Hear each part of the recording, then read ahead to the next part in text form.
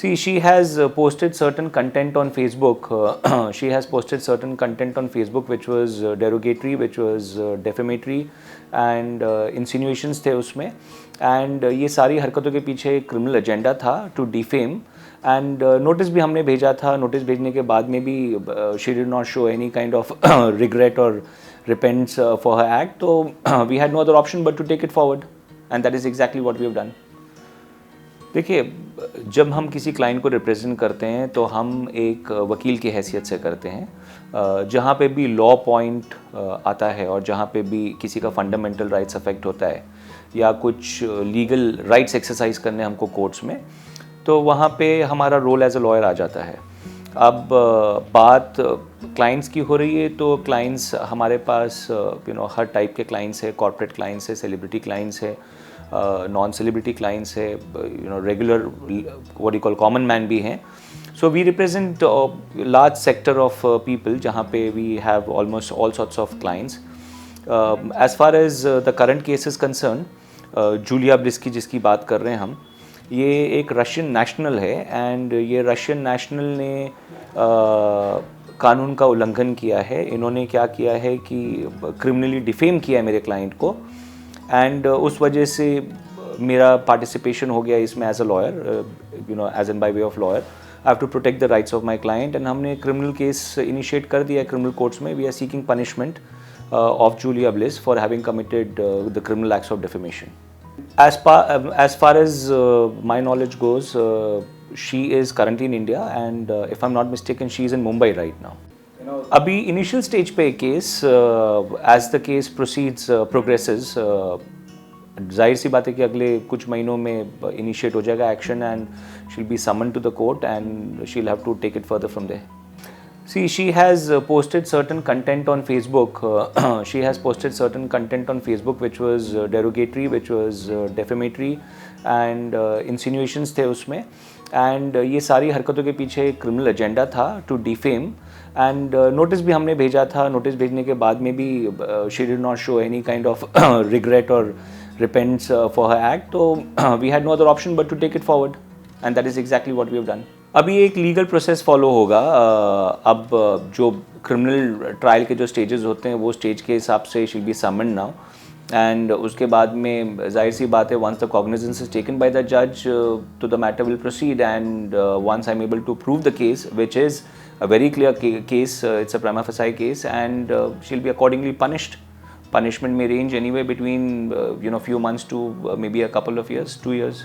The punishment goes up to 2 years, and if the judge feels that yes, she should be awarded the highest punishment, then she may be punished for 2 years. So this is something that the court will have to decide. अब why has she committed such an act, ये बताना तो बहुत मुश्किल है मुझे, but जाहिर सी बात है कि कुछ तो एजेंडा रहा होगा. Because why would a foreign national come and do something in violation of the local land laws and create some kind of trouble for the opposite parties or defame somebody? तो क्या agenda था, खैर उससे तो हमको कोई मतलब नहीं है. अभी हरकत हो गई है, एक्ट हो गया है क्रिमिनल एक्ट, तो we have to exercise the legal rights and punish her accordingly. खैर उनका एजेंडा क्या है, एम क्या है, ऑब्जेक्ट क्या है, लोग कौन है इसके पीछे, ये चीज़ के ऊपर मैं नहीं कुछ बोलूँगा क्योंकि मुझे इस बारे में नॉलेज नहीं है. मगर जाहिर सी बात है कि अगर उन्होंने इतना ब्लेटेंटली एक्ट किया है तो शायद आपका जो शक है उसमें गुंजाइश है कि कुछ हो, सच्ची बात हो उसमें कि why would she do that otherwise. Is she representing somebody from the opposite side, is she representing a competitor, we don't know. देखिए, अभी फ़िलहाल जो मैटर है, the matter is already before the court. The matter is already before the court. अभी criminal acts में justification का scope बहुत कम होता है. The judges don't ask why did you do such a crime, okay, because this is not a case where it is a matrimonial case and the husband has to answer why did he do something wrong to the wife or something like that.